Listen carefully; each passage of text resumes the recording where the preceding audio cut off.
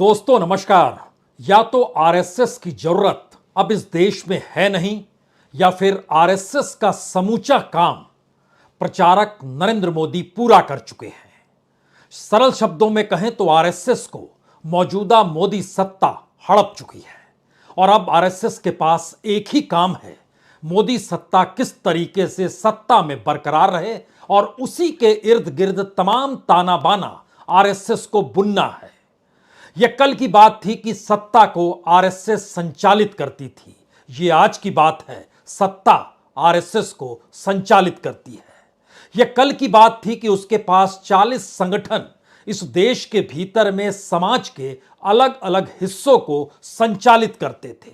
मुद्दा कोई सा भी हो और किसी भी मुद्दे के आश्रय उससे जुड़े हुए समाज को प्रभावित करना, सत्ता द्वारा बनाई गई नीतियों पर सीधे तौर पर चिंतन मनन करना और एक रिपोर्ट पेश कर देना। आरएसएस ने कई मौकों पर इस देश की राष्ट्रीय परिदृश्य में राजनीतिक प्रयोगों को भी किया है और यह भी सच है कि जब उसकी अखिल भारतीय प्रतिनिधि सभा होती है तो उसमें जो प्रोजेक्ट्स उभर कर आते हैं वो कहीं ना कहीं समाज और राजनीति को प्रभावित करते हैं। देश की आर्थिक नीति हो, देश की राजनीतिक व्यवस्था हो, देश के भीतर स्वदेशी का गान हो, देश के भीतर किसानों का संकट हो, देश के भीतर आदिवासियों के संघर्ष का सवाल हो, या फिर देश के भीतर छोटे उद्योगों का सवाल हो, हर मुद्दे पर आरएसएस अपनी प्रतिनिधि सभा में चिंतन मनन करती रही है। लेकिन अब ऐसा नहीं होता है और आज से पानीपत के समालेखा में शुरू हुई प्रतिनिधि सभा में भी ऐसा कुछ नहीं होगा। 3 दिनों तक आरएसएस की राष्ट्रीय प्रतिनिधि सभा आज से शुरू हो गई, लेकिन उसके भीतर इस देश की आर्थिक नीतियों पर कोई कुछ बोल सकता है, कोई यह सवाल उठा सकता है कि किसानों की क्या स्थिति है, मजदूरों की त्रासदियों का जिक्र हो सकता है। तमाम संगठन जो आरएसएस से जुड़े रहे उनकी उपयोगिता क्या है, यहां तक कि विश्व हिंदू परिषद तक की उपयोगिता क्या है, यह भी एक सवाल है। तो इतनी बड़ी फौज को लिए हुए आरएसएस क्या करेगी? आरएसएस के सामने अब एक ही ध्येय है, एक ही टारगेट है, मोदी सत्ता को किसी तरीके से भी सत्ता में बरकरार रखना है। तो इस देश के भीतर फैले हुए लगभग 68,000 शाखाएं और जो हर हफ्ते जहां बैठक होती है उनके भीतर कौन सी चर्चा हो और प्रचारक कौन सी चर्चा करें जिससे मोदी सत्ता बरकरार रहे, इस दिशा के अलावे कोई काम आरएसएस के पास अब नहीं बच पा रहा है। आरएसएस सोचा करती थी 370 को लेकर, मोदी सत्ता ने उसे करके दिखा दिया। आरएसएस सोचा करती थी अयोध्या में राम मंदिर को लेकर, मोदी सत्ता ने उसे करके दिखा दिया। और खुद मौजूदा वक्त में सरसंघचालक मोहन भागवत इमरजेंसी के दौर में प्रचारक बने थे और उनसे तकरीबन 10 बरस पहले उस वक्त देश के प्रधानमंत्री नरेंद्र मोदी प्रचारक बने थे जब मोहन भागवत के पिताजी गुजरात के प्रांत प्रचारक हुआ करते थे। तो सीनियरिटी के लिहाज से मोदी मोहन भागवत के ऊपर है, लेकिन संघ का जो काम था राजनीति को दिशा देना, इस देश की आर्थिक और सामाजिक नीतियों को लेकर सवाल खड़ा करते हुए लोगों से जुड़ना, वो सारी परिस्थितियां मौजूदा मोदी सत्ता ने खत्म कर दी। और यहां से एक दूसरा सवाल निकला कि आज जब प्रतिनिधि सभा शुरू हुई तो सबने कहा अब 99 बरस पूरे हो चले हैं और अगले बरस 100वें वर्ष में आरएसएस प्रवेश करेगी। तो आरएसएस को सत्ता के अनुकूल ही अब अपनी कार्रवाई को बढ़ाना होगा। मैसेज बहुत साफ है कि देश की सत्ता का जो भी रुख रहे उसी दिशा में आरएसएस भी चले। अगर इस देश के भीतर में जातीय समीकरण महत्वपूर्ण है तो आरएसएस के भीतर भी जातीय समीकरण महत्वपूर्ण होने ही चाहिए।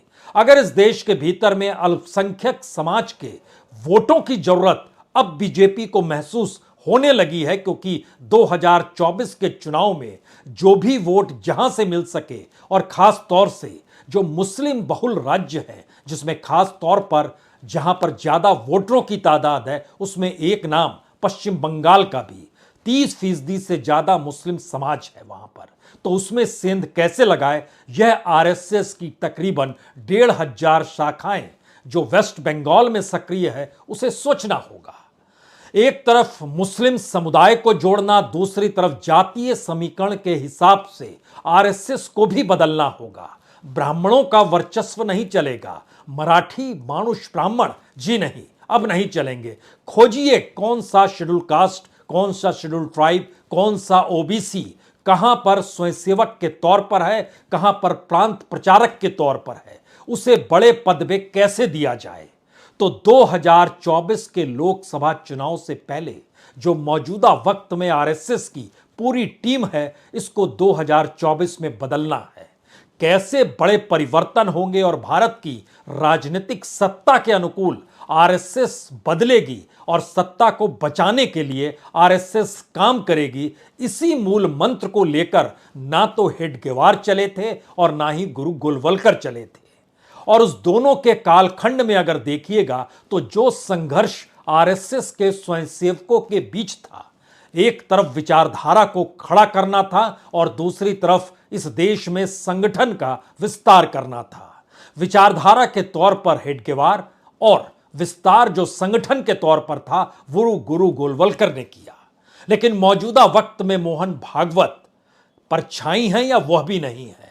खुद आरएसएस अपने तौर पर सत्ता के सामने कहीं मौजूद है या वो भी नहीं है, या फिर इस दौर में सारी सुविधाएं भी आरएसएस के पदाधिकारियों को दी जा चुकी है, तो उनका जुड़ाव लोगों से कैसे होगा, जनता के बीच उनका संवाद कैसे बनेगा। संख्या कितनी भी बड़ी हो, लेकिन अगर वो राजनीतिक तौर पर अब चुनावी मशीन में तब्दील नहीं होती है तो ऐसे आरएसएस की कोई जरूरत नहीं है। तो क्या प्रचारक मोदी ने आरएसएस को खत्म कर दिया? प्रचारक मोदी ने आरएसएस को नया पाठ पढ़ा दिया? या फिर प्रचारक मोदी ने बताया कि दरअसल हम ही आरएसएस हैं और हम जिस दिशा में जा रहे हैं वह सिर्फ कहने की बात नहीं है, हम स्थितियों को इंप्लीमेंट करके दिखाते हैं। तो जनवरी 2024 में अयोध्या में भगवा फहराएगा और आप लोग जुट जाइए कि मई 2024 में दिल्ली में भी भगवा फहरा जाए।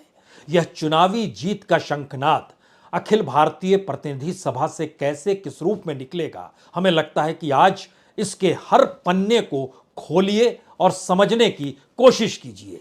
यह इसलिए भी जरूरी है क्योंकि जब हम जिक्र इस बात का कर रहे हैं कि प्रतिनिधि सभा में एक वक्त आप कल्पना कर सकते हैं कि कैसे कैसे मुद्दों को लेकर चर्चा होती थी। खुद आरएसएस ने इस किताब को निकाला और उसने बताया, सही कह रहे हैं, एक वक्त अखंड एकात्म राष्ट्र का जिक्र होता था, एक वक्त विदेशी आक्रमण या फिर पड़ोसियों को लेकर जिक्र होता था, कश्मीर समस्या पर भी जिक्र किए हैं, पंजाब समस्या पर भी, विदेशी घुसपैठ पर भी, टेररिज्म पर भी, पाकिस्तान, चीन, बांग्लादेश, श्रीलंका, नेपाल, सब पर प्रतिनिधि सभा में चर्चा हुई है।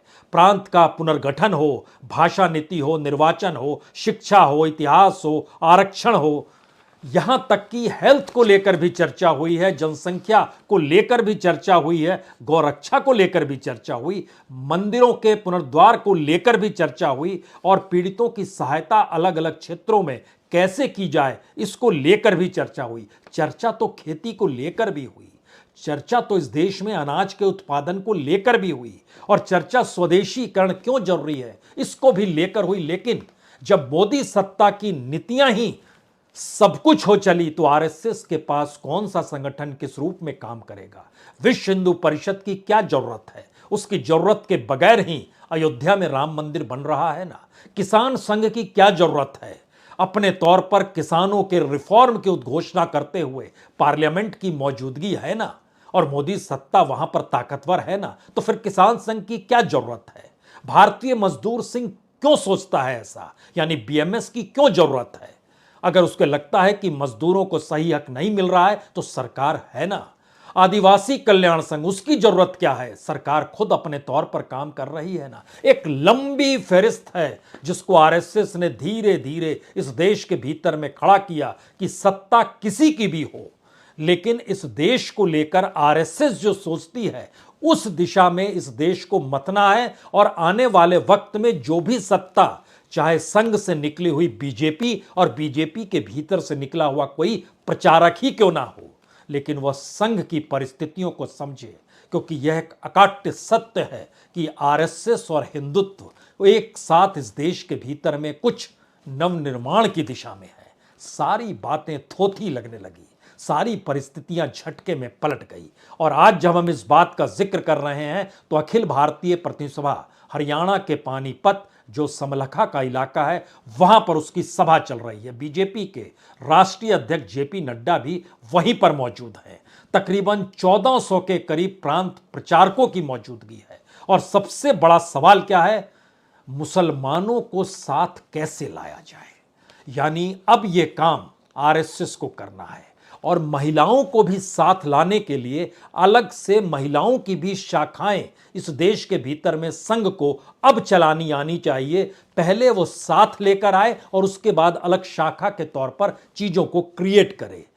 यानी एक तमाम परिस्थितियों में दो चीजें महत्वपूर्ण एक झटके में निकल कर आई कि जब 100 बरस आरएसएस के पूरे हो रहे हैं तो इन 100 बरसों के भीतर 2014 से पहले की स्थिति और 2014 के बाद की स्थिति आरएसएस के भीतर भी बदल गई।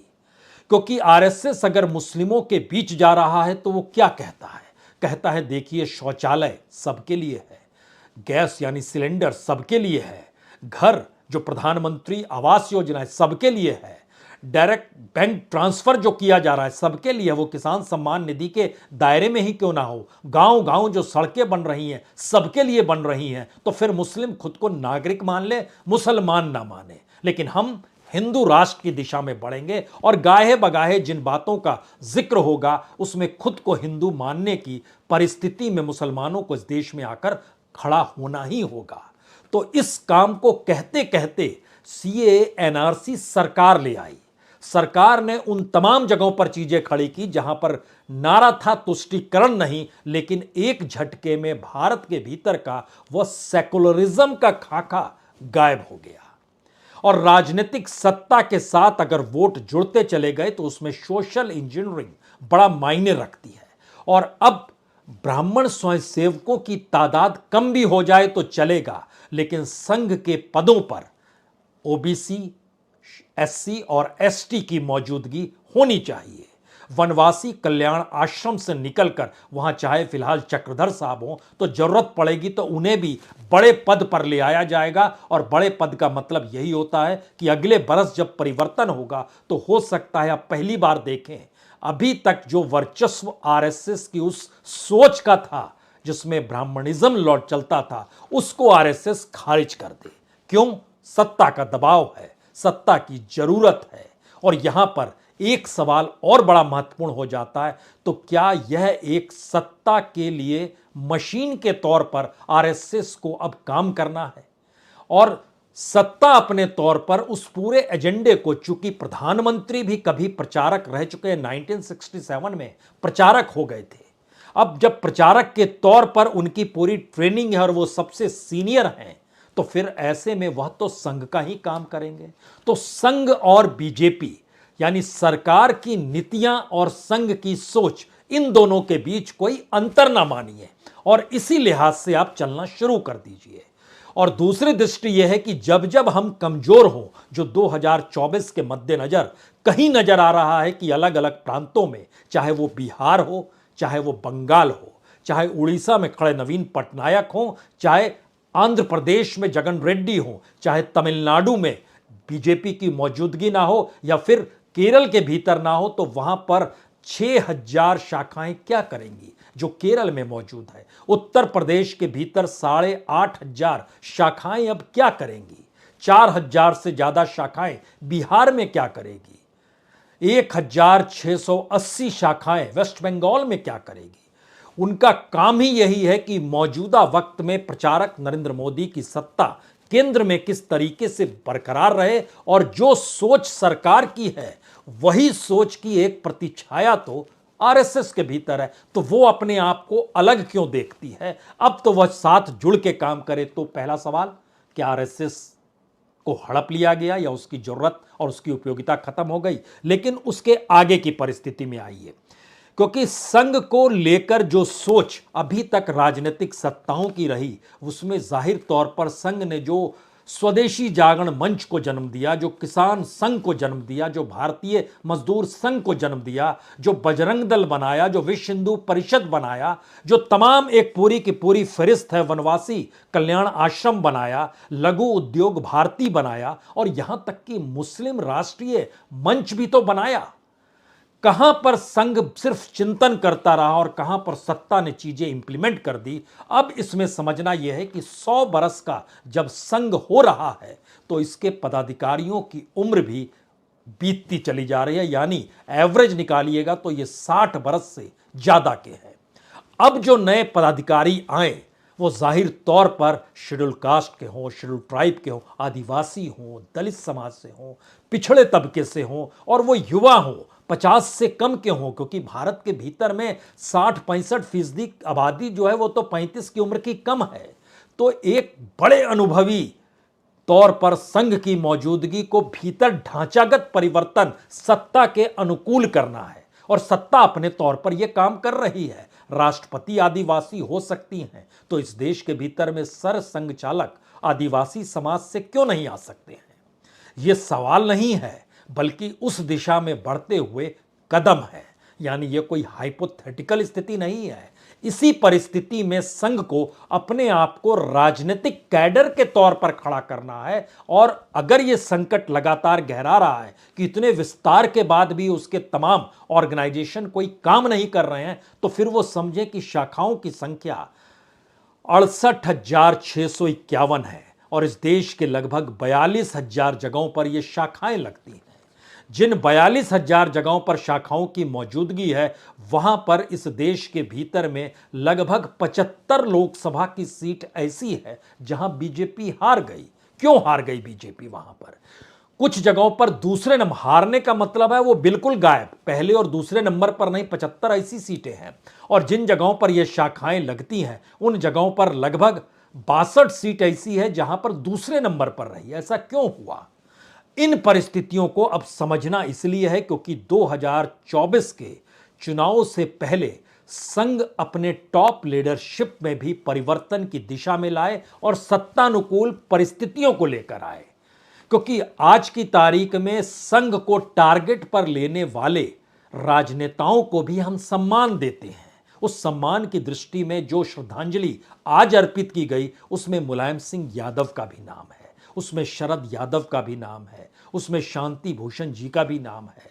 यानी 1400 संघ प्रतिनिधियों की मौजूदगी में संघ अब राजनीतिक तौर पर इस एहसास को परोसना चाहता है कि कोई गिला शिकवा नहीं होना चाहिए, सत्ता रहेगी तो ही आप रहेंगे। यह मैसेज साफ हो चला है।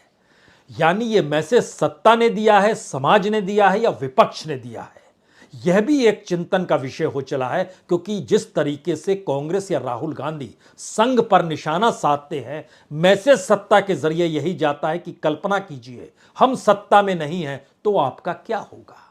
और संघ के भीतर का डर सत्ता को बनाए रखने को मजबूर हो जाता है। उस सत्ता की दृष्टि चाहे विदेशी निवेश पर हो, विदेशी पूंजी पर टिकी हो, जिन एस्पेक्ट में इससे पहले प्रतिनिधि सभा जो सवाल खड़ा कर सकी थी उस सवाल के ठीक उलट की परिस्थितियां, चाहे वो विदेश नीति हो, चाहे वो अर्थनीति हो, चाहे इस देश में जातियों को लेकर बनते समीकरण हो, चाहे शिक्षा के भीतर विदेशी शिक्षा का आगमन हो चला हो, चाहे पश्चिमी सभ्यता पूरे तरीके से पूंजी के तौर पर इस देश में इन्वेस्ट करने को तैयार हो, सारे रास्ते खोल दिए गए। क्योंकि आधुनिकीकरण इसी को कहते हैं, या सत्ता में बरकरार रखने की परिस्थिति में कुछ कांग्रेसीकरण आपका भी होना होगा, यह भी पाठ पढ़ाया गया। कुछ कॉर्पोरेटाइजेशन आपका भी होना होगा, यह भी पाठ पढ़ाया गया। और होते होते कांग्रेस के कॉर्पोरेटीकरण से आगे बीजेपी यानी मोदी सत्ता निकल गई।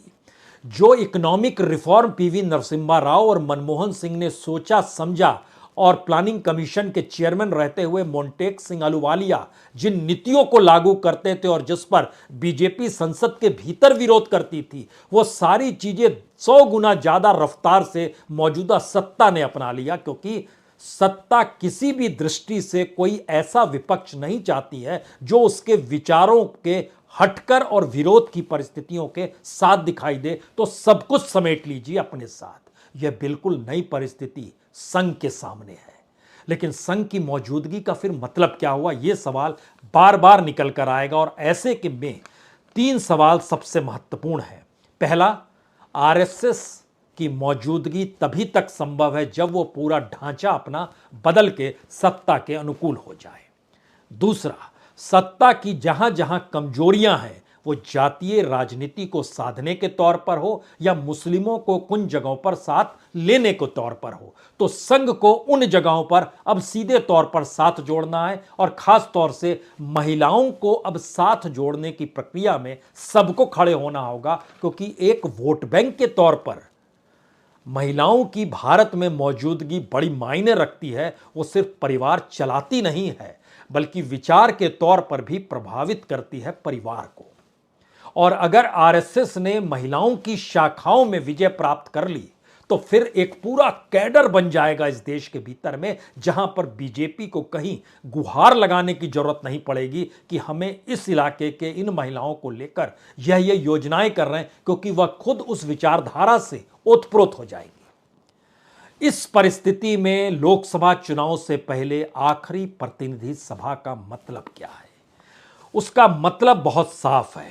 इस देश के भीतर में लगभग 68,000 शाखाओं में, खास तौर से अब हर शाखा, चाहे महाराष्ट्र के भीतर लगभग 4,500 शाखाएं, उत्तर प्रदेश में लगभग 8,500 शाखाएं, बिहार के भीतर में लगभग 3,500-4 हजार के भीतर शाखाएं, राजस्थान के भीतर में लगभग 5,000 शाखाएं, तमिलनाडु के भीतर 2,500 शाखाएं, पश्चिम बंगाल के भीतर लगभग 1,500 से ज़्यादा शाखाएं और जम्मू कश्मीर के भीतर लगभग 500, 600, 700 शाखाएं।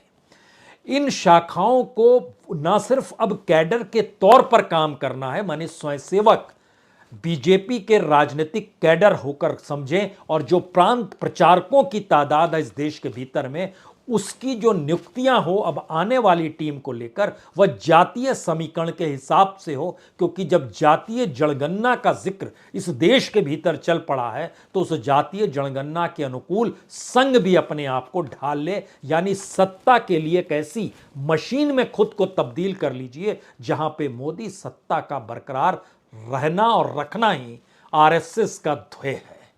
और यह ध्येय जो है, उस हिंदुत्व के आश्रय की चिंता मत कीजिए, उसे भी लाना होगा तो आप सिर्फ चिंतनशील हो पाएंगे, सिर्फ समाज के भीतर चर्चा कर पाएंगे।